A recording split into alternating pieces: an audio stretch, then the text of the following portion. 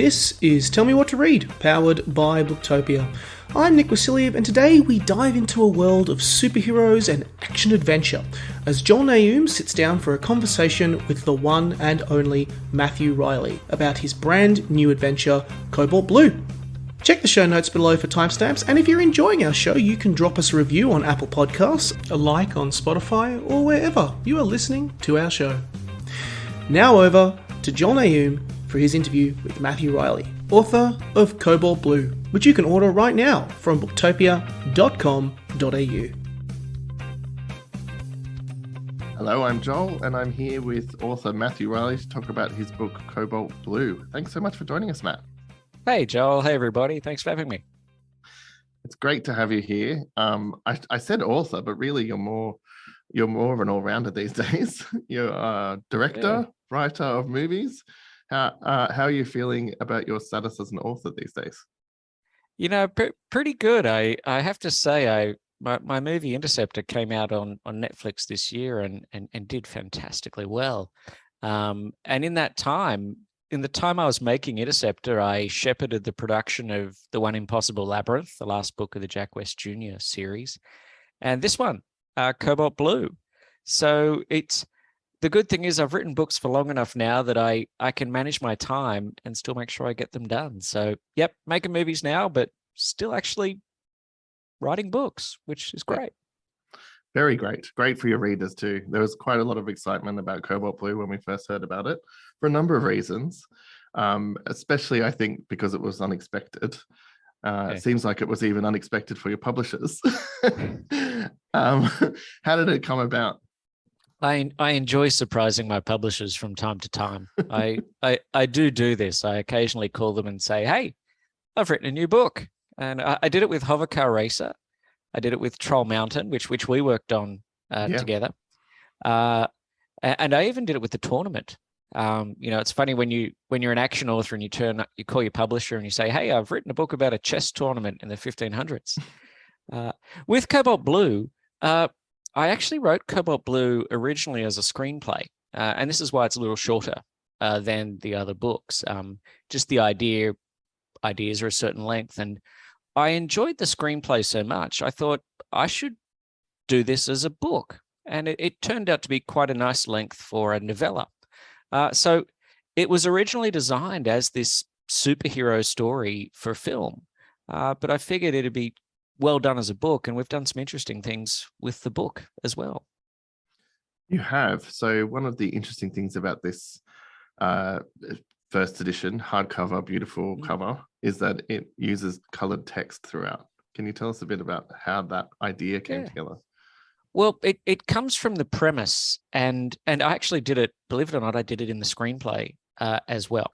And so the premise is that, the United States and Russia for 35 years have each had a superhero. And the American hero is named Cobalt.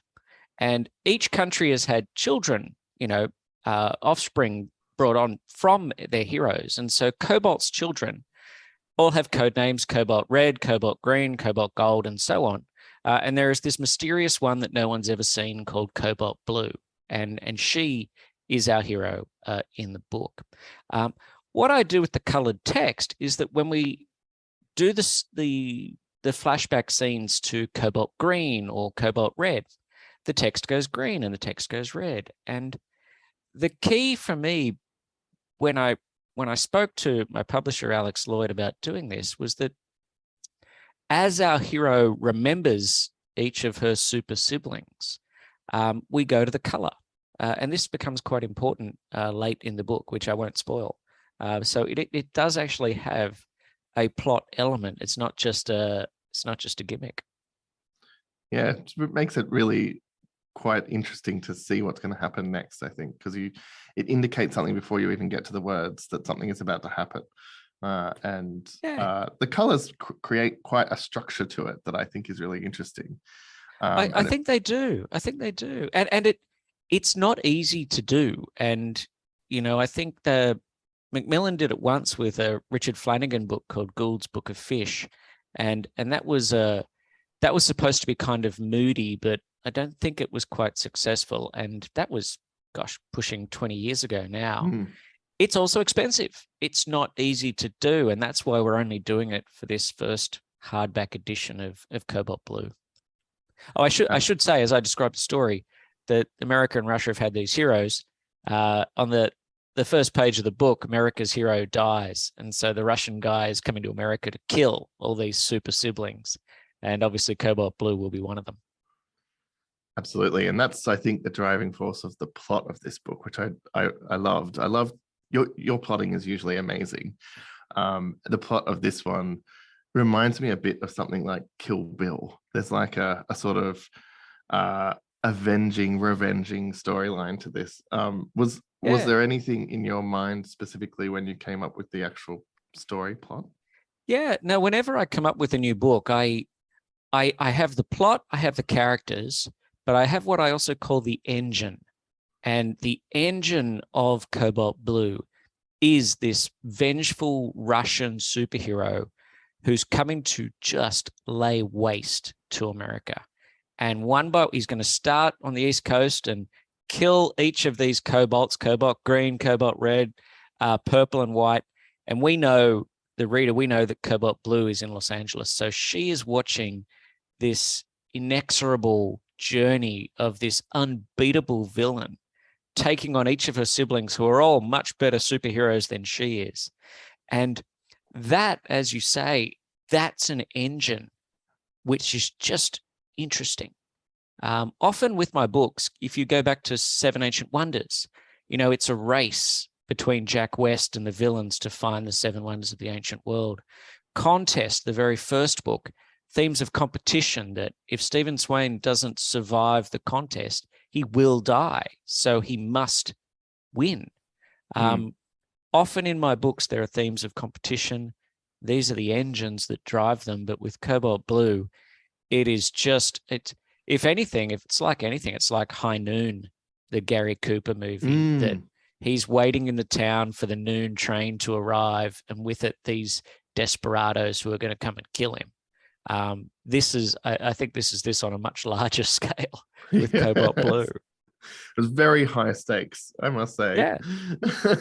And it gives you the freedom to just do anything you like in terms of, I don't want to give any plot points away, but certainly you seem to revel in this destruction of the United States, shall we say.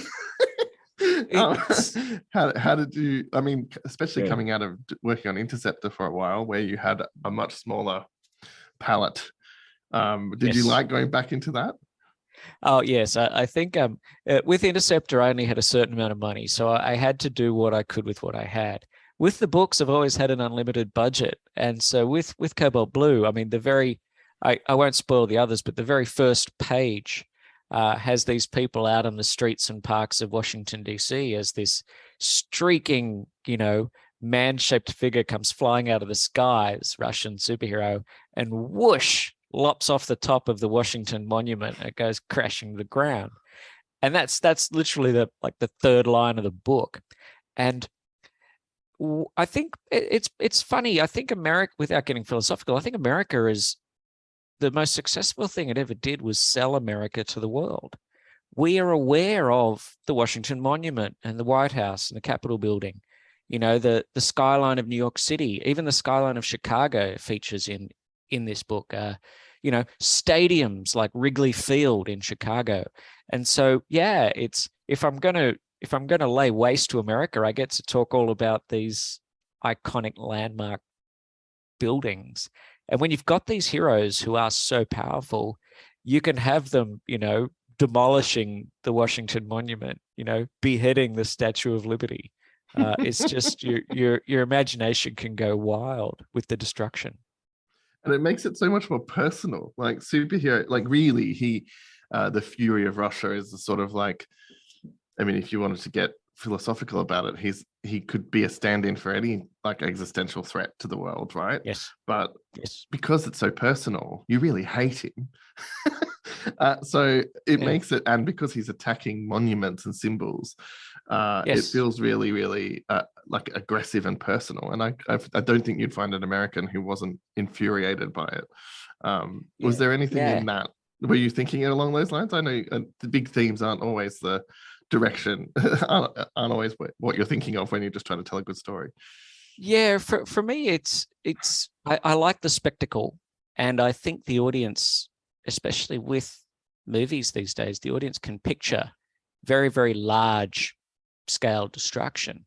For the Fury of Russia as a villain, one of the things I just really sort of settled on him is that there is this incident described very early in the book that the Fury of Russia and the American hero Cobalt, they were on this joint mission to pick up this satellite in the Arctic, and the satellite had been to the atmosphere of Venus, which, it's actually true, is a roiling, cauldron of exotic gases and whatnot. And this satellite sort of pops open as they reach it, and both of them are imbued with superpowers. Now, Cobalt is a highly educated person, whereas the Fury of Russia was this sergeant in the Russian army who was not a nice guy to begin with. He basically got put into the army instead of going to prison.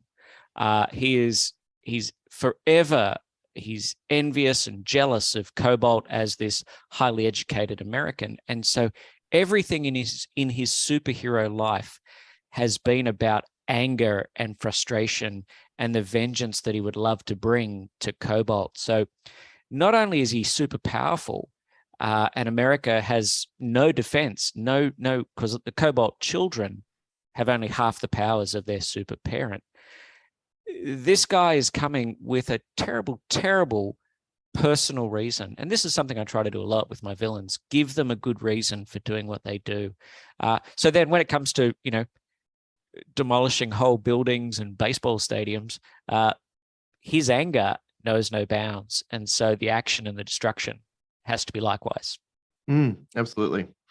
I think at the end of the book, there's a short interview with you, which I quite enjoyed reading straight after the book. Yeah.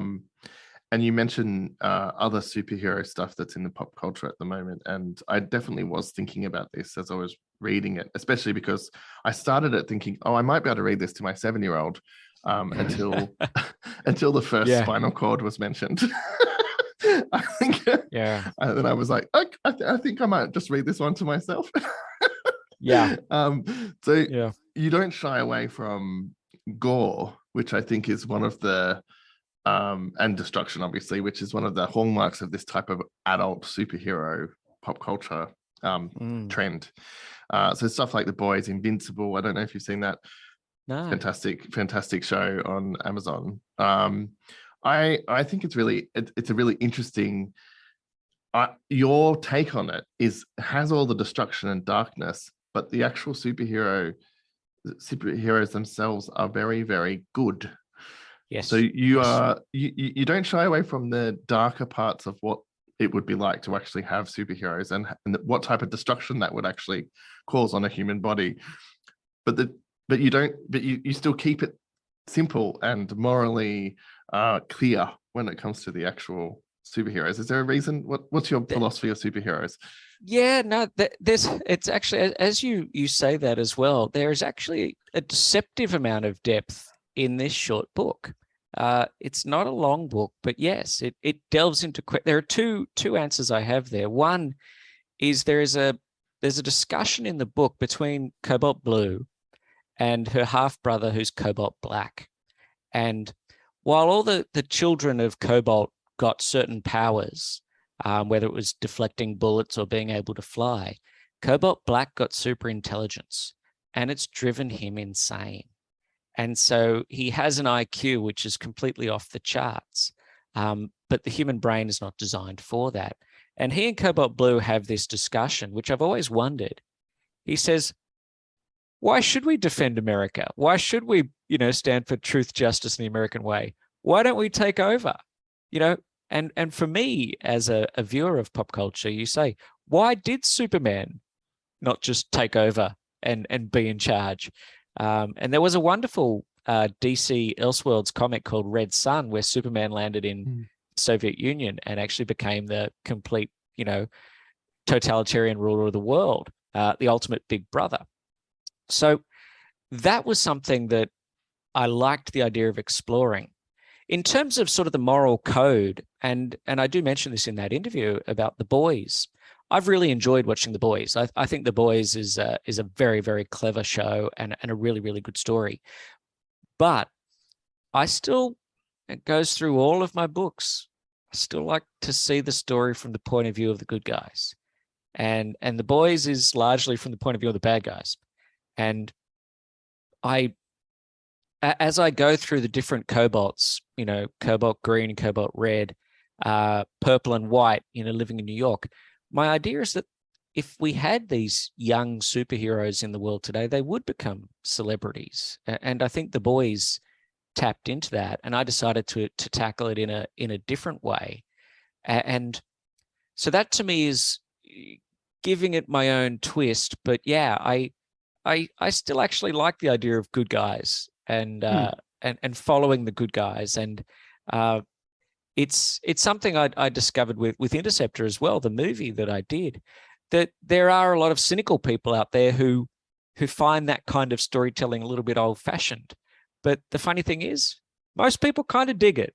We like our good guys in the white hats, our bad guys in the black hats. And I'm not going to be telling some sort of dystopian anti-hero story. I still like my good guys. Yeah, I totally know what you mean. And I think it does. It's very true. It triggers something quite primal in you when you read something or watch something where it's just unambiguous. You don't have to worry that the good guy might, rape someone. Like that's just not going to happen in one of your books. Even when there's Cobalt Red in this book, who he goes to Chicago and he becomes a Chicago cop. And he, asks for no special treatment, but he gets, people buying beers in bars and, drinks in restaurants and whatnot. But when the Fury comes along and he's going to threaten to trash Chicago in pursuit of killing Cobalt Red, he gets a call from the mayor, and the mayor says, "Can you fight him out of town?" Because they know he's going to lose. And I think, again, if you can tell your story from the point of view of the good guys who sacrifice, and then you find that the town is going to disown them in the face of this evil, I think that creates a good story. Absolutely. I just think there's so much in the superhero stuff these days, and tackling it in a different way is quite hard to do. So having this really tight story that's, you could have blown out the page length if you'd wanted to, but I'm glad that you kept it really tight.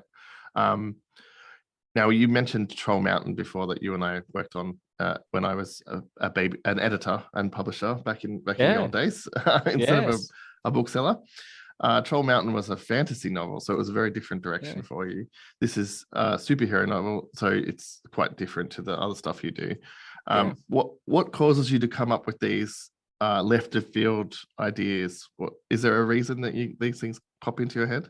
Yeah, I just sometimes get different ideas. I think, I mean, if people were to say what's a Matthew Reilly book, they'd say it's a big action thriller or a big action adventure, something like Ice Station or Seven Ancient Wonders or The Great Zoo of China, and set in the real world with tanks and guns, but real people in the real world. And Troll Mountain was something where, I don't know, I'd been rereading Lord of the Rings, and maybe I was just enjoying fantasy, and Troll Mountain, at its core, was actually me trying to come up with an absolutely pure hero's journey story.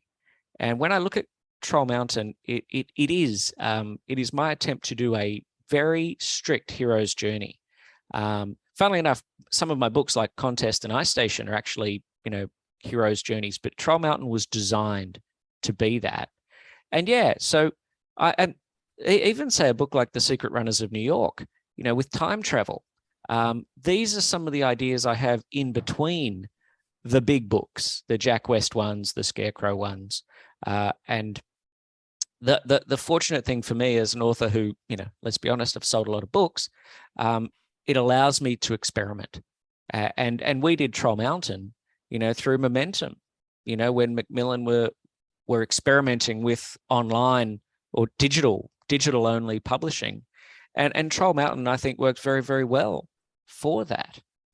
So yeah, I'm just creative, and you can see my desk and office around me that I've got Indiana Jones and Jurassic Park, and there's a T-Rex there, and the Die Hard building, and science fiction, Millennium Falcon and the Milano from Guardians of the Galaxy. I'm always sort of watching pop culture, and I'm pretty sure superhero stuff just sort of seeped into me.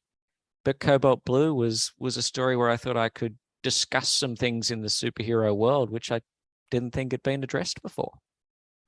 Absolutely. And I think you do it. You always have a particular stamp on this. When you attack a genre, you can still tell that it's a Matthew Reilly book. And I think that's really important for your readers. Another thing that's important for your readers, and something I learned working with you, is how much I think your books are very deceptively simple. And sometimes you can read a sentence of yours and it's very plain, and you think, wow, that's so plain, I don't even like, I don't know what you're doing. Like, it's almost like, are you personally attacking me with with that? What is this sentence? You can't just say that. What sentence was this? What was it? I just mean, like, you're so clear and literal, and it's almost unlike anything else that you read. But having worked with you, I know how deliberate every single part of your books. You're deliberate down to the commas. Every single part of your books is yours. You know exactly what you're doing. And I think sometimes people don't realize that. Have you experienced that pushback before, or people doubting that you are a real writer and that kind of thing? Oh, well, yes, I know that the answer is yes, but it's, that there are always going to be people out there who just don't like you. Even if you have some success, there are going to be people who just don't like the fact that you're having success. The commas are a really interesting thing to discuss, because in one of the early books, Temple, I had a new editor who changed all the commas in the book, and I use commas in a very unique way. I confess it's not grammatically correct, but you know what it does? It makes you read faster. And I went back through that book and I changed every single comma back to the way I wanted it. And I said to that editor, I said, listen, this is, when people read a Matthew Reilly book, I want them to read it fast. And believe it or not, I think people breathe a certain way when they're reading sentences. And so if you can keep a sentence going for a long period of time and never stop, the audience is actually holding their breath until they get to the end. That is something that I do on the page. And it's very, very deliberate. And so, I read these books a lot before they get into the audience's hands. And I suppose when you get certain sort of literary critiques or criticisms who think that my kind of book is somehow easy to write, that's where they're wrong. They mistake easy to read with easy to write. The books are easy to read because I revise them and revise them and revise them, and I stick to my comma style when somebody changes all of them. So it's that's anybody can write a slow and turgid and difficult to read book. You just deliver your first draft. So, but if was it Mark Twain who said, sorry for writing a long letter, I didn't have time to write a short one. And as you say, my prose is very straightforward, very literal, but there's a lot, and I want to tell the fastest story I can in the shortest amount of words possible. That's a goal. Yeah, a friend of mine who writes contemporary women's fiction, she had a review which she says is her favorite review, where someone said in the review, this was so easy to read, I could write it. I thought that's the exact, and she always says it's the exact opposite lesson to draw from simple writing. That is such an appalling thing to say, and throw Mark Twain back at that person. Then if you say Matthew Reilly said that's a silly thing to say, they'll go, oh yeah, he would say that. But say Mark Twain, these sort of arty people, they respect Mark Twain, so throw that back at him. That's right, yeah. And I guess related to that is this idea that I have explored certainly through my career as a publisher and editor, and then in books in general. I've always loved books that entertain me. That's the main type of book I like. I can appreciate literature, but I return again and again to my favorite books that just fill me with pleasure. And I think there is a sort of sense in the literary world that books should somehow be like eating your greens, that they should improve you. If you're going to go to the effort of reading a book, then it should improve you. What do you say to people like who have that point of view? Yeah, a good story is a good story, and a good story has to find its audience. And the problem with commercial fiction and literary fiction is that all our books go out through the same cash register. And so people make this determination of success based on sales. And if you're writing a big action thriller or maybe a big romance story, the audience is larger. So the people if you want to find that audience, you'd be expected to sell more books. If you're writing something which is very difficult, I won't use the word literary, but let's say a difficult book about the human condition, there's just a smaller audience for that. So if you find that audience, you may only sell 5,000 copies of the book, but that's success. And so I don't like it when people are comparing sort of the literary and the popular, because really the opposite of popular is unpopular. So why don't we call books, the popular and the unpopular rather than the literary and the popular?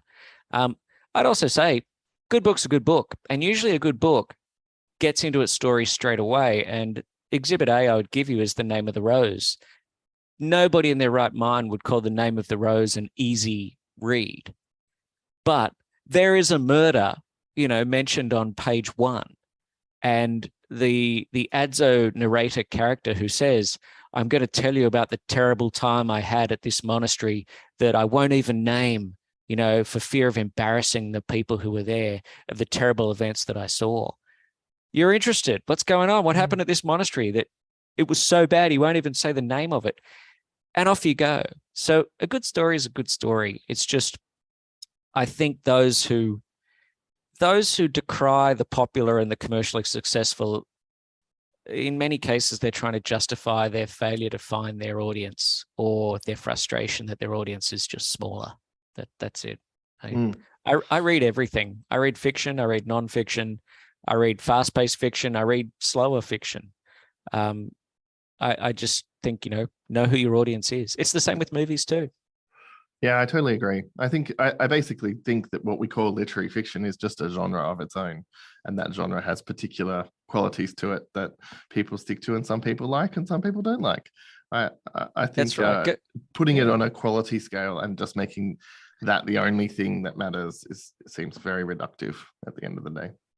Hey, you're in the end, a lot of people thought Amazon would destroy books.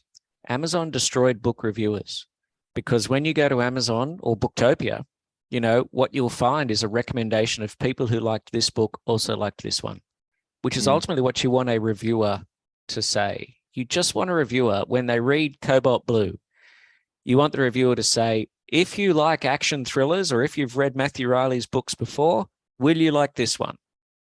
And Booktopia does that now with an algorithm, and the book review pages have vanished and vanished some more.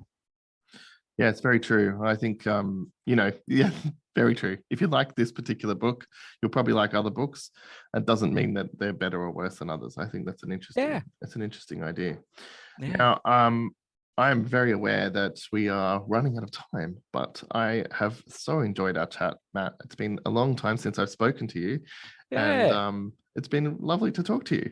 Thanks so much for taking the time. Hey, thanks for having me, Joel. I'm glad you liked it. It's great fun. I aspire only to showing people a good time, and I think Cobalt Blue shows people a really good time. If hopefully if you pick up a Matthew Reilly book, you read it really fast, and when you close it at the end, you go, "Oh, geez, I'm exhausted." That's all I aspire to. Absolutely, and it is such a fun read. So I highly recommend our readers, if you like that kind of thing.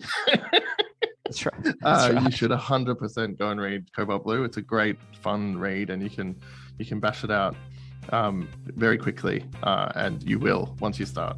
So thanks, Matt, for joining us. Thank you for having me. Good to talk to you. thanks to Matthew Reilly. You can check out all books mentioned today via links in the description or by heading to booktopia.com.au. And if you're enjoying our show, you can drop us a review on Apple Podcasts, a like on Spotify, or wherever you are listening to our show. Join us this Thursday as we sit down with the author of the Book of the Month for September 2022. Who is the author of the Book of the Month, you may ask? Tune in to find out. Thanks for listening, and never stop reading.